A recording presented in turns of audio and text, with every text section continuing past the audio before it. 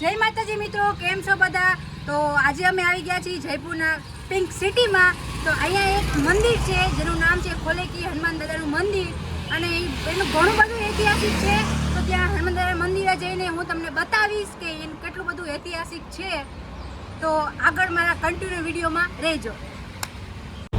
તો આ એક એવું મંદિર છે જે જયપુર સિટી નહોતું બન્યું ને એ પહેલાંનું હનુમાન દાદાનું મંદિર છે જેનું નામ એ ખોલેકી હનુમાન દાદા. તો બધા દર્શન કરી લો અને કોમેન્ટમાં લખી નાખો જય શ્રી રામ. તો હનુમાનજીના દર્શન કરીને અમે નીકળી ગયા હતા જયપુરની સાયન્સ સિટી જોવા માટે, અને નીચે ઉતરવું કંઈ અલાઉડ નહોતું એટલા માટે મેં તમારા માટે થઈને ખાસ મેં બસમાંથી જ વિડીયો ઉતાર્યો છે. તમે બધા જોઈ શકો છો કેટલું મસ્ત લોકેશન છે અને કેટલું મસ્ત પિંક સિટી લાગે છે. તમે આ વિડીયો તમે જોઈ શકો છો, એકદમ નેચરલ અને એકદમ બહુ એટલે બહુ મસ્તીકાનું લાગે છે. અને આ જે તમને દેખાય છે એ હવા મહેલ છે. તમે ઘણા બધા ફોટામાં તમે જોયું હશે આ હવા મહેલ, તે જયપુરમાં આવેલું છે. તમે બધા જોઈ શકો છો કેટલું મસ્ત છે. તો સામે જે આપણે કિલ્લો દેખાય છે એ કિલ્લો જોવા જવાનું છે આપણે. આ જીપમાં જવાનું છે આપણે. તો સામે દેખાય ને કિલ્લો જોવા જવાનું છે આપણે. આ ભાઈ આપણને બધું સમજાવશે અને આપણને લઈ જશે ત્યાં. ફાઇનલી આપણે કિલ્લો જોવા આવી ગયા છીએ અને આપણે જયપુરનું સાયન્સ સિટી જોવા આવ્યા છીએ.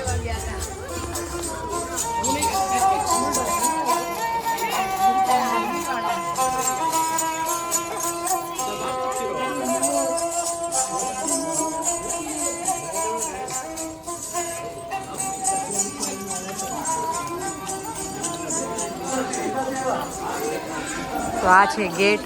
હવે આપણે એન્ટ્રી લેવી અને અંદર કેવું કેવું છે તમને બતાવી. दोनों में फर्क होता है. जैसे कि ये पहले से बनाया तो ओनली रॉयल फैमिली के लिए, और फोर्ट होता है सेफ सुरक्षा आर्मी के लिए. ठीक है. और देखो इस पैलेस को मिलके बनाया था 3 पीढ़ियों ने. और यहाँ के फर्स्ट किंग थे राजा मान सिंह. और देखो राजा मान सिंह थे उस जमाने में अकबर के सेनापति, प्लस रतन भी थे. और सेकंड थे यहाँ के मिर्जा जय सिंह. और थर्ड थे यहाँ के सवाई जय सिंह सेकंड, जिन्होंने जयपुर का निर्माण किया था 17वीं सेंचुरी में. वो यहाँ के लास्ट किंग थे. ठीक है. और देखो पैलेस की स्टार्टिंग की गई थी 1589 में मान सिंह के द्वारा, और इसका लास्ट कंप्लीट है 1727. ये टोटल बना है 137 साल के अंदर पूरा पैलेस, और अब तक करीब हो चुका है 450 ईयर्स में. ठीक है. ये दिख रहा है पूरा चौक ये वाला, इसको जलेब चौक बोलते हैं. अब जलेब जो शब्द है ये लिया गया फारसी से. तो उस जमाने में राजा की आर्मी करती थी यहाँ पे परेड, ये पूरा परेड ग्राउंड है. ठीक है. जैसे आप देखा ना मूवी एक पिक्चर बनी हुई बॉलीवुड की वीर पिक्चर, देखा आपने? देखा कैसे वीर पिक्चर? सलमान खान का वीर पिक्चर में एक सिंगल फाइट हुआ था विदेशी के साथ में, वो यहाँ पे शूट हुआ इस जगह पे. और देखो इस देखिए सामने आपको वाला गेट उधर देखिए, इस गेट का नाम है सूरज पोल गेट, सन गेट. और देखो इसी गेट से उस जमाने में यहाँ की रॉयल फैमिली प्लस उनके गेस्ट, उनका एंट्री इस गेट से, उस गेट से नोट अलाउड. और जिस गेट से आप अंदर आए हो इस गेट का नाम है चांद पोल गेट, मून गेट. ये ओनली बनाया गया था आम लोगों के लिए प्लस सर्वेंट के लिए. ठीक है. और देखिए जैसे देखो साम सिटी बनी हुई है, इसके ऊपर एक और गेट बना हुआ है, और वो इस पैलेस के अंदर जाने का एंट्रेंस है. और उस गेट का नाम है सिंह पोल गेट. सिंह यानी शेर होता है, पोल यानी गेट होता है. बड़े गेट को पोल बोलते हैं. ठीक है. और देखो यहाँ की रॉयल फैमिली इसी गेट से पैलेस के लिए अंदर जा करती थी. देखिए आपको सामने रूट 2 बने, स्टेप का रूट है, पास में एक रेम का रूट है. जो रूट है स्टेप को बनाया गया था राजाओं के लिए, जो रूट है रेम को बनाया रानी के लिए. क्योंकि रानी उस टाइम पे पालकी में बैठ के पैलेस में जाया करती थी, क्योंकि रानी उस टाइम पहनती थी हेवी ज्वेलरी और हेवी साड़ियाँ, इसलिए पालकी रानी यूज़ करती थी. पैदल नहीं, वो पहले की जाया करती थी. ठीक है. और पीछे देखो ऊपर देखो, देखो कुछ पहाड़ी के ऊपर देखो जो है बड़ा पहाड़ी, वो पैलेस का सेफ्टी वॉल है.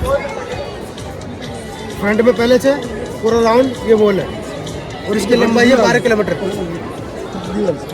और ये हाँ जी 12 किलोमीटर लंबाई, वॉल राउंड है पैलेस का. ये फ्रंट में पैलेस पूरा राउंड वॉल बनी हुई है, और इसकी लंबाई है 12 किलोमीटर. और ये वर्ल्ड में आती है सबसे लंबी 3rd स्थान पे. फर्स्ट नंबर पे चाइना, सेकंड नंबर पे कुंभलगढ़ जो पड़ता है उदयपुर के पास में, उसकी लंबाई 36 किलोमीटर है. और 3rd पे आती है आमेर, इसकी 12 किलोमीटर. ये बनाई गई थी सेफ्टी सुरक्षा के लिए. ठीक है. और देखो इस तरह नीचे रूम बने वाले, ये सारे उस जमाने के अस्तबल है जहाँ पर राजा घोड़े वगैरह पार्क होते थे. ठीक है. ऊपर जो रूम बने वहाँ पर आर्मी हेड रहा करते थे. ठीक है. और इस गेट के ऊपर देखो, ऊपर टॉप पे देखो दिखाओ कुछ रखा हुआ पे इस जगह को बोलते हैं नौबत खाना, जहाँ पर राजाओं का प्लस गेस्टों का वेलकम होता था और संकेत भी यहाँ से दिया जाता है वो भी नगाड़ों से। ये भी ढोल रखा हुआ है, इस टाइम भी संकेत होते होते ढोल से होते, ढोल बजाएंगे तो संकेत आपके पास पहुँच जाएगा। इस टाइम पे सिस्टम ऐसा होता था। ठीक है, अभी તો હવે આપણે જઈએ છીએ આમિર પેલેસ જોવા માટે અને એને જોવા માટે આપણે ટિકિટ ખરીદી છે જેની પ્રાઇસ છે 200 રૂપિયા। તો આપણે આમિર પેલેસ જોવા જવાનું છે અને આમાં ઘણું બધું ઐતિહાસિક વસ્તુ છે જે આ ભાઈ જે આપણી સાથે છે એ આપણને સમજાવતા જશે અને આપણે જોતા જશું અને જ્યાં આપણે ફોટો પાડવાનું કે ગમે હોય તો ત્યાં પાડશું અને બધું આપણે જોશું।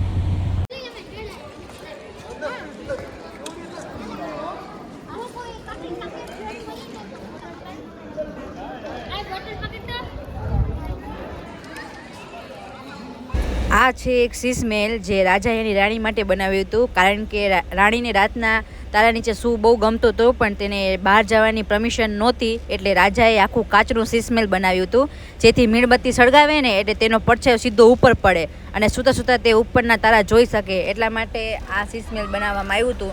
જો આ ભાઈ તમને બધાને બતાવે છે તમે જોઈ શકો છો, તમને બતાતું હોય તો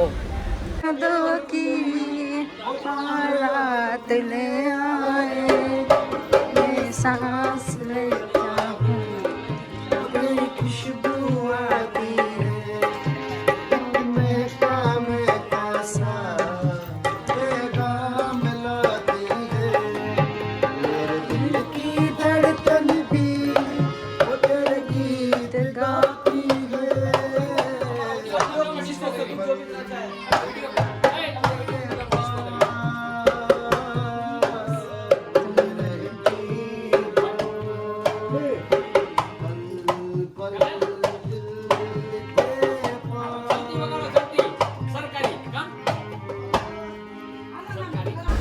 તો આ છે કઠપુતલી અને અમે જ્યારે નાના હતા ને ત્યારે બહુ આ ખેલ જોયા પણ અત્યારે તો આ ખેલ જોવા પણ નથી મળતો। તો તમે જોઈ શકો છો અહીંયા આનું આપણું આખું બનાવીને રાખ્યું છે જેથી કરીને આપણા જ્યારે નાના હતા ત્યારે આ ખેલ જોતા તો આપણને આમ થાય કે ના આ વસ્તુ હજી પણ છે એમ। તો તમે જોઈ શકો છો। તો આમિર પેલેસ જોવાનો અમારી પાસે ઓછો ટાઈમ હતો એટલે અમે નથી જોઈ શક્યા કારણ કે અમારી પાસે કલાકનો ટાઈમ હતો અને જ્યારે તમે આવો ત્યારે 2 થી 3 કલાકનો ટાઈમ લઈને આવજો જેથી કરીને તમે આખું પેલેસ તમે જોઈ શકો અને બહુ સરસ છે, બહુ ઐતિહાસિક છે। તમે આવો એટલે બહુ મજા આવશે પણ ટાઈમ લઈને આવજો કારણ કે અમે પાસે ટાઈમ નહોતો એટલે અમે આખો જોઈ શકો છો।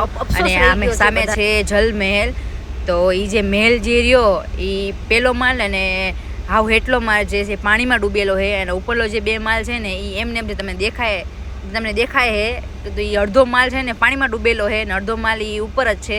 તો તમે જોઈ શકો છો અને અહીંયા બહુ એટલે બહુ સરસ ફોટા પાડવાનું લોકેશન છે તો બધા અહીંયા ફોટા પાડે છે, તમે જોઈ શકો છો કેટલું સરસ લોકેશન છે। તો ફાઇનલી રૂમે આવતા રહ્યા છીએ અને હવે થઈ ગયો છે જમવાનો ટાઈમ તો હાલો બધા જમવા। શું કેવી ભૂખ લાગી છે? બહુ એટલે બહુ ભૂખ લાગી। કેવો તડકો લાગ્યો? તડકો નતો લાગ્યો, મજા આવી? ફરવાની વસ્તુ હોય અને ફોટા પાડવાની વસ્તુ હોય ને તડકો નું લાગે, ગરમી નું લાગે, કાંઈ એટલે કાંઈ વસ્તુ નું લાગે, ભૂખે નું લાગે। સાચું ને?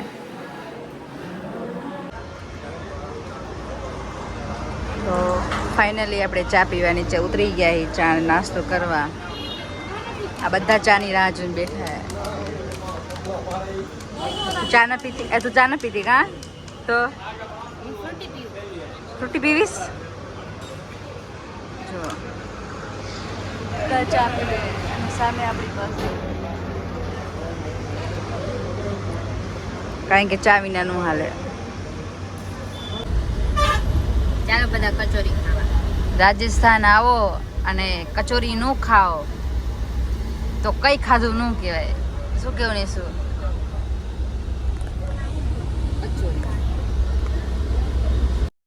તો હવે અમે પહોંચી ગયા છીએ મંદિરપુર જ્યાં બાલાજી મહારાજનું મંદિર છે અને બહુ સરસ મંદિર છે પણ ફૂલ ગર્દી હતી એટલા માટે અમે દર્શન કરવા જઈ નથી શક્યા અને તમને બતાવી નથી શક્યા એટલે અમે દૂરથી જ દર્શન કર્યા છે કારણ કે ફૂલ ગર્દી હતી, પગ પણ મેં પણ જગ્યા નહોતી તો જ્યાં અમે ઊભા ત્યાં જ તે મસ્ત કપડાની દુકાન હતી, તો ત્યાં અમે દુકાન જોવા જતા રહ્યા હતા.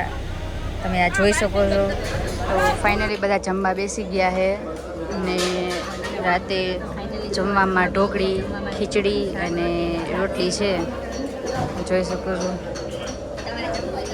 અને તમારે જમવું હોય તો ફટાફટ આવી જજો, કારણ કે આ તો મારું ફેવરેટ શાક છે ઢોકળીનું.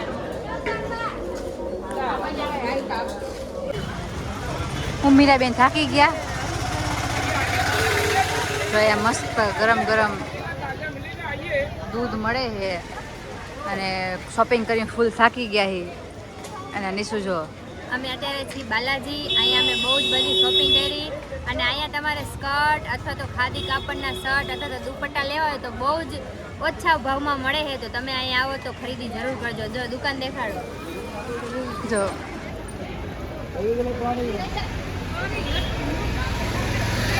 બહુ સરસ, એટલે બહુ સરસ કલેક્શન છે અહીંયા.